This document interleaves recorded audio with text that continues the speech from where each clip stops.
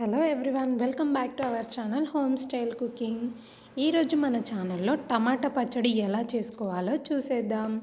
ముందుగా టమాటా పచ్చడికి అయితే కొన్ని పల్లీలను వేయించుకోవాలి.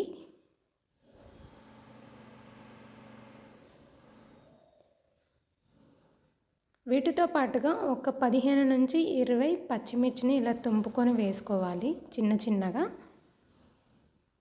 అలాగే గుప్పెడు కరివేపాకును కూడా వేసుకోవాలి. పచ్చిమిర్చి వేగే టైంలో వేసుకుంటేనే కరివేపాకు ఫ్లేవర్ అనేది బాగా తెలుస్తుంది పచ్చడిలో.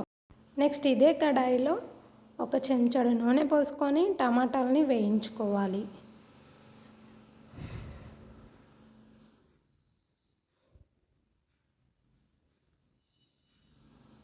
మూత పెడుతూ మధ్య మధ్యలో కలుపుతూ ఉండాలి.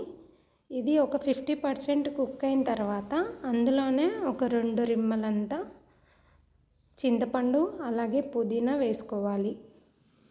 వేసుకున్న తర్వాత ఈ విధంగా మెత్తగా ఉడికించుకోవాలి టమాటాని. మనం ఇందాక వేయించుకున్న పల్లీలని ఇలా పౌడర్ చేసుకోవాలి. ఇందులోనే జీలకర్ర యాడ్ చేసుకోవాలి కొంచెం.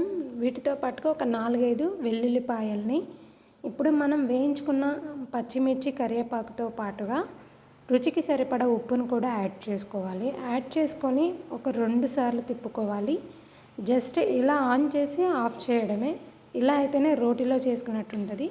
ఇప్పుడు ఇందులోనే ఉడకబెట్టుకున్న టమాటాని యాడ్ చేసుకొని ఈ విధంగా గ్రైండ్ చేసుకోవాలి.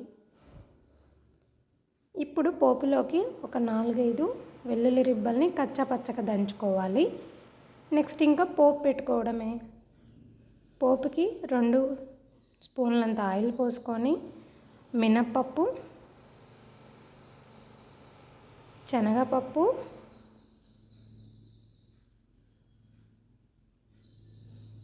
దీంతో పాటుగా జీలకర్రని యాడ్ చేసుకొని మామూలుగా ఫ్రై అయ్యేంత వరకు ఫ్రై చేసుకొని వీటిలోనే మళ్ళీ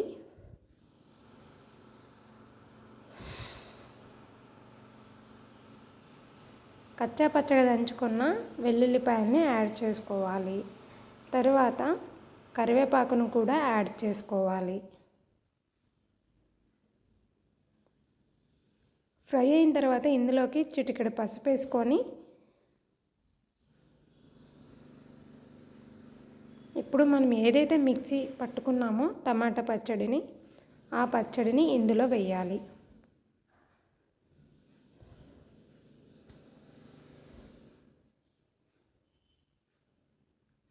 వేసిన తర్వాత మంచిగా మొత్తం మిక్స్ చేసుకోవాలి. నూనె అంతా కలిసిపోయేంత వరకు మిక్స్ చేసుకోవాలి. చూసారు కదా యమ్మీ టమాటా పచ్చడి ఎలా ఉందో కామెంట్ చేయండి. Please subscribe.